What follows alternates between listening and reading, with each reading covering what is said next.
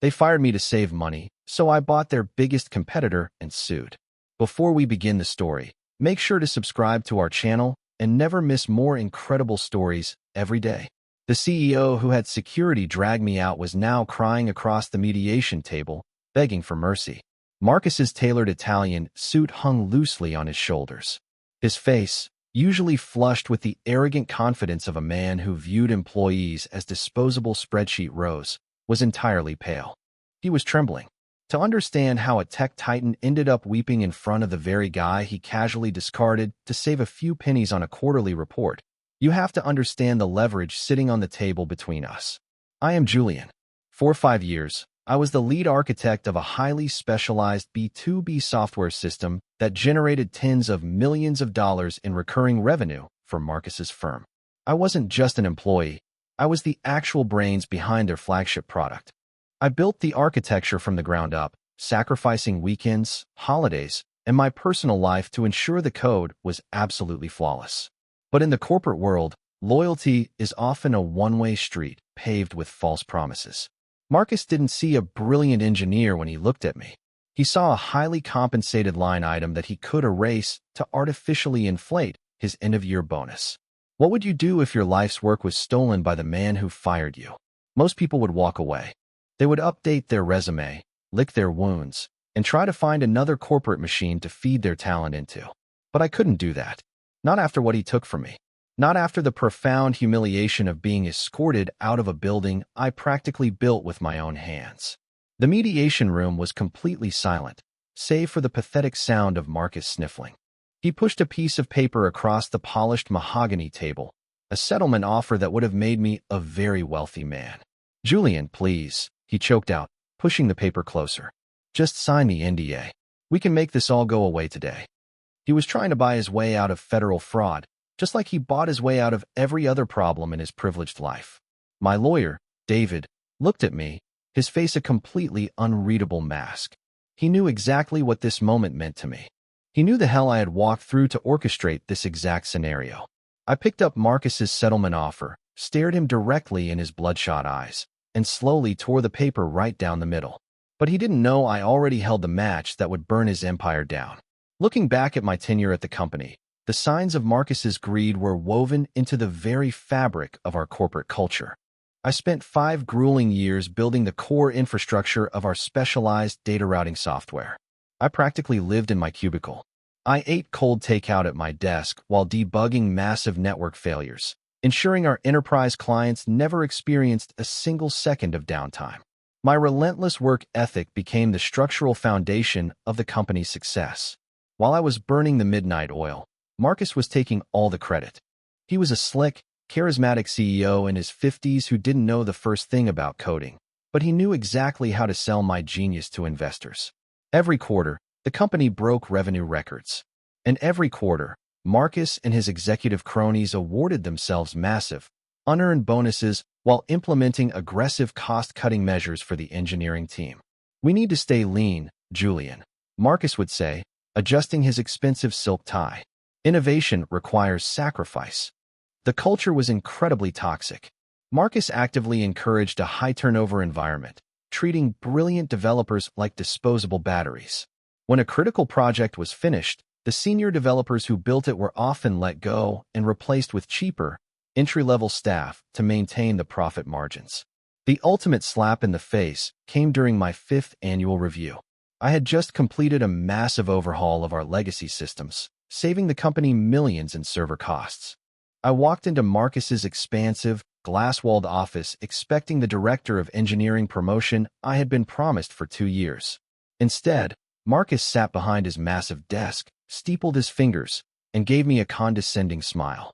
"Julian, you do great work," he started, his tone dripping with fake empathy. "But due to challenging market headwinds, there will be no promotions or raises this year." He then had the audacity to hand me a $50 coffee gift card as a token of his deep appreciation. I later discovered that Marcus had just finalized the purchase of a new vacation home in Aspen on that exact same day. The blatant disrespect was a fresh wound that festered deeply. I had given my absolute all to a man who viewed me merely as a tool to extract wealth. I walked out of his office completely unaware that things were about to get worse. I should have seen the blade coming before it actually severed my entire professional career. The first actual signs of my impending downfall started as quiet whispers echoing through the break room. "Did you hear what happened to the QA team?" Chloe whispered, leaning over my desk one Tuesday morning. She was an anxious 20-something junior developer who always had her ear to the ground. "They just laid off 3 senior testers this morning." I frowned, barely looking away from my complex code compilation. "It's just the usual end-of-quarter restructuring, Chloe. Marcus is just trying to appease the shareholders before the big board meeting next week." I dismissed her concerns far too easily. I honestly believe my technical expertise made me completely untouchable. I was the only person who fully understood the labyrinthian backend of our main product line. A few days later, I tried to log into the secure server housing the experimental beta project I had been developing. A harsh red "access denied" error message flashed across my monitors. Annoyed, I immediately called IT. "Hey, my credentials for the beta server are bouncing," I told the help desk tech. There was an uncomfortable pause on the other end of the line. Julian, I'm looking at your permissions now. That access was manually revoked by executive order last night." I assumed it was just an administrative error, a glitch in the new security protocols they were rolling out. I sent a quick email to Marcus's assistant to clear it up, but I never received a reply. Looking back, I can clearly see how meticulously they were preparing for the slaughter. They were quietly duplicating my repositories, transferring admin rights to lower-paid managers, and ensuring they had just enough documentation to keep the lights on without me. I was so deeply focused on writing clean, efficient code that I completely failed to read the writing on the corporate wall. I thought my immense value to the company was an impenetrable shield against their ruthless cost-cutting algorithms. I thought my loyalty would be met with basic human decency, or at the very least, a basic understanding of how much the company relied on my daily input. The complete isolation of my network privileges should have sent me running for the exit. The silence from the executive suite was the loudest warning I completely chose to ignore. The brutal reality of my situation finally hit me on a gloomy Thursday afternoon. I received a sterile, one-line calendar invite for a mandatory sync in Conference Room B. When I walked in, Marcus was sitting at the head of the table, flanked by an expressionless HR representative. "Have a seat, Julian," Marcus said, his voice entirely devoid of the charismatic warmth he usually projected. He didn't even bother to look me in the eye. "We are restructuring the engineering department to better align with our fiscal targets. Your role has been deemed redundant." I stared at him, genuinely thinking it was a sick joke. "Redundant? Marcus, I built the entire architecture for our new flagship platform. Without me, the beta system won't even launch." Marcus sighed heavily, acting as if my very presence was an inconvenience to his busy schedule. "Julian, you're just too expensive to keep on the payroll. We have documented all your processes. The junior team will take it from here." The profound humiliation washed over me like a bucket of ice water. He wasn't firing me for poor performance. He was firing me to save a few pennies on a spreadsheet. "You can't just take my work and discard me," I argued, my voice shaking with a mix of anger and absolute shock. The HR rep slid a manila envelope across the table. "Here is your severance package, Julian. It includes 2 weeks of pay, contingent on you signing this non-disparagement agreement." Before I could even process the insulting offer, 2 large security guards stepped into the conference room. "Please hand over your badge and company phone," Marcus demanded coldly. "Security will escort you to your desk to collect your personal items. You have exactly 10 minutes. I was marched through the open-plan office like a common criminal. Dozens of my coworkers, including a tearful Chloe, watched in stunned silence as I packed my family photos and a favorite coffee mug into a cheap cardboard box. I was marched to the elevator, down to the lobby, and pushed out the front doors into the pouring rain. Everything I had built over the last 5 years was instantly stripped away from me in less than 15 minutes. Standing on the sidewalk with my cardboard box, I realized they kept my proprietary drive. The financial panic set in almost immediately. Sitting in my cluttered apartment later that night, I aggressively crunched the numbers. Between my exorbitant city rent, my remaining student loans, and the general cost of living, my savings would barely last me 3 months. The insulting 2-week severance package Marcus offered was entirely conditional on me signing away my right to ever speak about the company's toxic practices, a document I adamantly refused to sign. But the money wasn't even the worst part. The true sting came when I opened my personal laptop to check my private repositories. Over the past year, I had spent hundreds of hours of my own personal time building a revolutionary new data compression algorithm.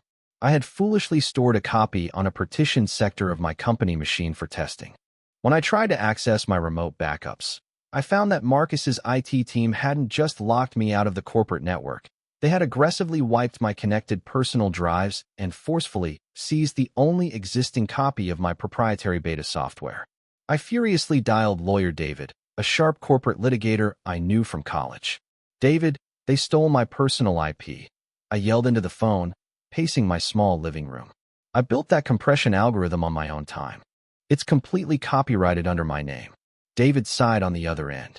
"Julian, proving that against a corporation with endless legal funds is going to cost you a fortune. They know you don't have the capital to fight a protracted intellectual property battle." The absolute injustice of it all was suffocating. They hadn't just fired me to save money. They had actively robbed me to secure their future profits. I spent the next 2 weeks in a dark depression, furiously sending out resumes and getting nothing but automated rejection emails. The tech market was completely saturated, and word had apparently spread that I was difficult to work with, a blatant lie manufactured by Marcus to justify my sudden termination. I felt entirely discarded, a broken gear tossed out of the massive corporate machine I had sacrificed my youth to build. My bank account was draining fast, and anger finally started to replace my suffocating panic. It was during a sleepless night, mindlessly scrolling through industry news forums, that the crazy idea finally sparked. I was reading a niche financial newsletter when a tiny headline caught my eye: Apex Solutions seeking strategic partnership or buyer. Apex was Marcus's biggest, oldest rival in the B2B software space. They were highly respected but suffered from aging, outdated technology. I knew for a fact that Marcus had been slowly stealing their market share for years. The owner of Apex was a tough, old-school businesswoman named Sarah, who had built the company from the ground up 2 decades ago, but was now reportedly looking to retire. I stared at the screen as a desperate, audacious plan began to form in my mind. Apex had the established client base and the industry reputation, but their back-end system was notoriously slow and prone to crashing. I, on the other hand, had the exact technical expertise needed to modernize their entire infrastructure overnight. More importantly, I knew every single weakness in Marcus's platform. What if I don't just find a new job? I muttered to myself in the empty apartment. What if I become the competition? It was an incredibly reckless gamble. I would have to liquidate everything I owned, my meager remaining savings, my small 401k, and the equity in my modest car, just to get a seat at the table. But the burning desire for revenge outweighed my fear of financial ruin. At 3 a.m., I drafted a bold, heavily technical email directly to Sarah. I didn't ask for a job interview. I asked for a high-stakes meeting. I outlined exactly why her current software architecture was failing, pointing out specific inefficiencies that only a seasoned industry insider could possibly know. I then promised her that I could completely rebuild her core routing system, making it faster and far more reliable than anything Marcus was currently offering. I hit send before my rational mind could talk me out of the insane proposition. I drafted an email to his oldest rival that would change both of our lives. 2 days later, I was sitting in Sarah's old-school, brick-and-mortar office. Unlike Marcus's soulless glass boardroom, Sarah's workspace was filled with actual physical blueprints and worn leather chairs. She sat across from me, a sharp 60-year-old woman with piercing eyes that seemed to look right through my desperate facade. "You talk a big game for a kid who just got unceremoniously dumped by my biggest competitor," Sarah said bluntly, tossing my printed email onto her desk. "Why should I trust a disgruntled ex-employee with the keys to my entire kingdom?" I didn't flinch. "Because you are losing massive contracts to Marcus, and you know your legacy code can't handle the new data loads. Give me access to your staging server for exactly 1 hour. If I don't increase your processing speed by at least 40%, I will walk out that door and never bother you again." Sarah studied me for a long, tense moment. She valued integrity and grit over slick corporate speak. Finally, she slid a secure laptop across the desk. You have 60 minutes. Impress me. I cracked my knuckles and dove into the code. Her system was a complete mess of patched-together legacy modules, but the foundational logic was solid. I rapidly stripped out the bloatware, implemented a streamlined routing protocol I had designed years ago, and initiated a stress test. 58 minutes later, I turned the screen around. The processing speed hadn't just increased by 40%, it had skyrocketed by over 60%. Sarah stared at the real-time data metrics, her jaw slightly tight. How did you do that? She asked quietly. I know how to build things correctly, I replied. Here is my offer. I will liquidate all my remaining assets. I will buy a controlling stake in Apex Solutions with my cash and my sweat equity. You get to retire with a massive payout, and I get the exact weapon I need to completely destroy Marcus. We spent the next 5 hours hammering out the intense legal details of the acquisition. I wired my last dollar to her account and became the majority owner overnight. Taking the helm at Apex was like trying to steer a massive cargo ship that was actively taking on water. I worked brutal 90-hour weeks, migrating their massive client databases to my newly optimized backend architecture. We started winning back small contracts, slowly stabilizing the company's precarious financial position. But my ultimate goal wasn't just survival. It was complete corporate annihilation. The opportunity for my revenge arrived on a rainy Tuesday afternoon, exactly 2 months after my humiliating termination. My secure phone buzzed with an encrypted message. It was from Chloe, the anxious junior developer from my old company. Julian, we need to talk. Right now? We met at a crowded, dimly lit coffee shop across town to avoid any corporate spies. Chloe looked terrified, constantly glancing over her shoulder. Marcus is pushing the new flagship software to market next week, she whispered, sliding a thick manila envelope across the sticky table. It's performing miracles, Julian. The data compression rates are completely off the charts. The board is ecstatic, and Marcus is projecting a record-breaking financial quarter. I frowned, confused. That's impossible, Chloe. The junior team couldn't possibly have finished the architecture for the new compression engine. They didn't have the math. Chloe looked down at her hands. They didn't finish it. Marcus just unlocked a hidden directory on the servers and handed us a completed algorithm. He told us he bought it from a third-party vendor, but Julian, the code syntax looks exactly like yours. My blood ran completely cold. I knew instantly what had happened. Marcus hadn't just kept my proprietary beta software. He had actively deployed it into their live production environment to save his failing product line. He was illegally using my copyrighted, personal intellectual property to generate millions of dollars in corporate revenue. Did you manage to get a copy of the new source code? I asked, my heart hammering fiercely against my ribs. Chloe nodded slowly and handed me a small, encrypted flash drive. My screen lit up with an encrypted file from a sender I had not expected. I rushed back to my apartment, locked the deadbolt, and shoved the flash drive into my secure terminal. I spent the next 6 hours meticulously combing through thousands of lines of stolen code. The arrogance of Marcus and his executive team was truly staggering. They hadn't even bothered to properly scrub the architecture. They just changed a few variable names and slapped their shiny corporate logo on the user interface. But I am a deeply paranoid engineer, and I always protect my hardest work. When I originally built that compression algorithm on my own time, I buried a highly complex digital watermark deep within the foundational logic, a specific mathematical sequence that would actively output my exact name and a copyright date if queried with a precise set of variables. It was completely invisible to standard debugging tools. I booted up their stolen software, opened the command console, and typed in my specific sequence. I hit enter and held my breath as the terminal screen flashed rapidly. A second later, a hidden dialog box popped up in the center of the monitor. Copyright Julian, last name, all rights reserved. Authorized use only. The proof was entirely undeniable. Marcus was peddling stolen goods. I immediately called lawyer David and securely transmitted the screen captures and the encrypted log files. David, I have him, I said, my voice trembling with adrenaline.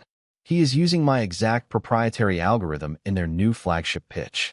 I have the digital watermark on screen. David reviewed the files in silence for several minutes. When he finally spoke, his sharp legal mind was already calculating the damage. This is incredibly blatant IP theft, Julian.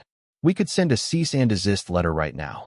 It would force them to pull the product and completely ruin their quarterly projections. I stared at the irrefutable evidence glowing on my monitors, a cold smile slowly spreading across my face. A simple cease and desist felt far too merciful for a man who had casually tossed me onto the street. There on the screen was my exact unique signature buried inside their million-dollar presentation. The next morning, I dove deeper into the encrypted documents Chloe had leaked. I needed to know exactly how much Marcus was relying on my stolen algorithm. What I discovered made my stomach completely drop. Buried in a folder labeled Project Titan was a draft of a massive, 10-year contract with a major federal government agency. The government was looking to overhaul its secure data transmission networks, and Marcus's company was the leading bidder, entirely thanks to the unprecedented speed of their new compression software. The contract was worth an astonishing $80 million. The sheer scale of the theft was mind-boggling. Marcus wasn't just using my code to secure private enterprise clients. He was about to leverage my personal intellectual property to lock down a massive federal contract. I read through the rigid stipulations of the government agreement. It contained strict clauses regarding intellectual property ownership, demanding severe financial penalties and potential criminal liability for any fraudulent misrepresentation of software origins. I realized I was sitting on a ticking time bomb. If I sent the cease and desist letter now, Marcus would simply pull out of the bidding process, claim a minor administrative oversight, and quietly settle the dispute out of court to protect his public image. He would survive, and he would eventually find another way to crush my struggling new company. But if he actually signed that federal contract while knowingly using stolen, copyrighted code, the legal liability wouldn't just be a civil matter anymore. The financial penalties would immediately bankrupt his entire corporation, and the willful fraud would trigger severe federal investigations. I stared at the contract draft, the weight of the moral and strategic choice pressing down heavily on my shoulders. I could stop him right now and save myself a massive headache, or I could patiently wait for him to confidently step right into the bear trap. If he put his pen to that federal document, he would be committing massive fraud. I met with David in his sleek downtown office, the city lights reflecting off the massive glass windows. I slammed the printed copies of the government contract and the digital watermark evidence onto his polished desk. "Look at this," I demanded, pointing to the signature page. "He is going to sign this on Friday. If we stop him now, he gets a slap on the wrist. I want to let him sign it." David, usually a calm and calculating litigator, actually raised an eyebrow as he scanned the federal documents. "Julian, you do realize the immense risk here, right? If you let him secure the contract and integrate your code into federal systems, untangling the mess will be incredibly difficult. You are playing a very dangerous game of corporate chicken." "I know exactly what I am doing," I fired back, pacing the length of his office. Marcus doesn't respect cease and desist letters. He respects raw power and absolute destruction. We let him host his big victory press conference. We let him commit the fraud publicly. And the second the ink is dry on that contract, we drop a catastrophic, company-ending intellectual property lawsuit directly on his arrogant head. David leaned back in his leather chair, a slow, predatory grin spreading across his face. "If we time the injunction perfectly, we won't just freeze his corporate assets. We will immediately trigger the federal penalty clauses. His investors will instantly flee to avoid the criminal liability." We spent the next 8 hours meticulously drafting the most ruthless, airtight lawsuit David had ever constructed in his long career. We compiled the code timestamps, the encrypted log files, and the undeniable proof of the digital watermark. We prepared the legal filings to drop the very minute Marcus announced the government deal. We sat in the dark office and decided to let the greedy CEO hang himself. The tension over the next 3 days was absolutely agonizing. I barely slept, constantly monitoring industry news feeds to ensure the government deal was still moving forward. On Thursday afternoon, my personal phone rang. The caller ID displayed Marcus's direct office line. My heart hammered against my ribs, but I forced myself to answer calmly. "Hello, Marcus," I said, keeping my voice entirely flat. "Julian," Marcus sneered, his voice dripping with condescension. "I just heard the fascinating rumor that you liquidated your life savings to buy out Apex Solutions. I have to admit, I didn't think you had the stomach for actual business. He had clearly discovered my desperate acquisition and was calling to intimidate me. Apex is doing just fine. I lied smoothly. Is that why you called? Marcus laughed, a cold, grating sound. I called because I am feeling generous. We just secured a massive new contract that is going to completely dominate the market. Apex won't survive the year. I am offering to buy you out right now for pennies on the dollar, just to save you the profound embarrassment of total bankruptcy. It took every ounce of willpower I possessed not to scream the truth at him. I wanted to tell him that I knew about the stolen code, the federal fraud, and the massive lawsuit that was currently sitting on David's desk. But I knew I had to play my part perfectly. I appreciate the offer, Marcus, I said, forcing my voice to tremble slightly to mimic defeat. But I think I'll take my chances. Marcus scoffed loudly into the receiver. Suit yourself, Julian. But don't say I didn't warn you when you lose absolutely everything. He hung up the phone. I sat in silence, staring at the wall, adrenaline coursing fiercely through my veins. I swallowed my pride and let him believe he had already won the final war. Friday morning arrived with clear skies and a palpable sense of impending doom. Marcus had rented out a massive conference room at a luxury downtown hotel for his highly publicized victory press conference. He had invited major tech journalists, key board members, and government liaisons to witness the signing of the $80 million contract. David and I arrived early, dressed in sharp suits, and quietly slipped into the back of the crowded room. Marcus stood at the podium, basking in the flashbulbs of the cameras. He delivered a sickeningly arrogant speech about his company's relentless innovation and their commitment to securing federal infrastructure. He proudly held up the signed contract for the cameras, grinning from ear to ear. And now, Marcus announced grandly, I would like to demonstrate the unprecedented speed of our new proprietary compression engine. He gestured to a massive projector screen behind him, ready to run a live simulation. I gave David a sharp nod. It was time. David stepped forward, instantly flanked by a uniform process server. Excuse me, Marcus. David's booming voice easily cut through the quiet room. I believe you are demonstrating stolen property. The room fell into a stunned, dead silence. Marcus's confident smile vanished instantly. Who are you? Security, remove these men, he demanded. Before security could move, I stepped out from the shadows and walked directly to the control laptop connected to the projector. I quickly typed my specific mathematical sequence into the command terminal. Let's see who really owns this innovation, I said clearly into the microphone. I hit enter. The live simulation immediately crashed, and the massive screen behind Marcus flashed bright red. The projector flashed my copyright watermark across the boardroom wall for everyone to clearly see. The ensuing chaos was absolutely glorious to witness. The journalists erupted into a frenzy of shouted questions and flashing cameras, rapidly documenting the massive, glaring copyright notice bearing my name on the presentation screen. The government liaisons, realizing they had just signed a fraudulent federal contract, immediately started frantically calling their legal departments. Marcus stood frozen at the podium, completely pale and trembling, as the process server slammed the thick stack of lawsuit documents directly onto his chest.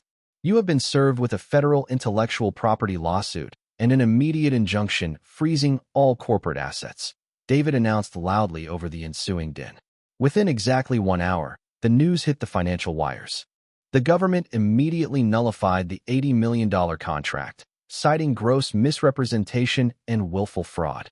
The corporate panic was instantaneous. When the stock market opened the following Monday, Marcus's company shares plummeted by 60%. Major investors, terrified of the impending federal criminal liability, fled the sinking ship in massive droves. The board of directors held an emergency weekend meeting and unceremoniously fired Marcus, stripping him of all executive privileges and his golden parachute. But the absolute best part came a month later, during the mandatory mediation session. Marcus, completely broken and facing potential jail time for defrauding the federal government, sat across from me and begged for mercy. He offered me millions to drop the lawsuit, completely desperate to save himself. But as I tore his pathetic settlement offer in half, I felt an overwhelming sense of profound closure. The man who had security throw me out was now facing a decade behind bars. The total collapse of Marcus's empire left a massive vacuum in the B2B software market, and my newly revitalized Apex Solutions was perfectly positioned to absorb all of it. Within 6 months, we had secured the federal contract legitimately, using my fully verified, copyrighted code. I gave Chloe a massive promotion and hired back all the brilliant engineers Marcus had discarded. Sarah enjoyed a highly lucrative retirement, often sending me postcards from her travels around the world. As I sit in my own expansive corner office today, looking out over the city skyline, I often reflect on the incredible journey from that humiliating cardboard box to absolute corporate victory. I learned that corporate loyalty is a dangerous myth designed to exploit your hard work for someone else's unearned bonus. I learned that true power doesn't come from a slick suit or an arrogant title. It comes from undeniable competence and the courage to fiercely protect your own intellectual property. If you take one practical lesson from my story, let it be this. Always document your original creations. Always read the fine print on your employment contracts. And never assume that a greedy boss actually has your best interests at heart. When they tell you that you are entirely replaceable, they are usually just projecting their own deep insecurities. You are the architect of your own success, and your skills are the true currency of any industry. Never let anyone else dictate the true value of the work you uniquely create.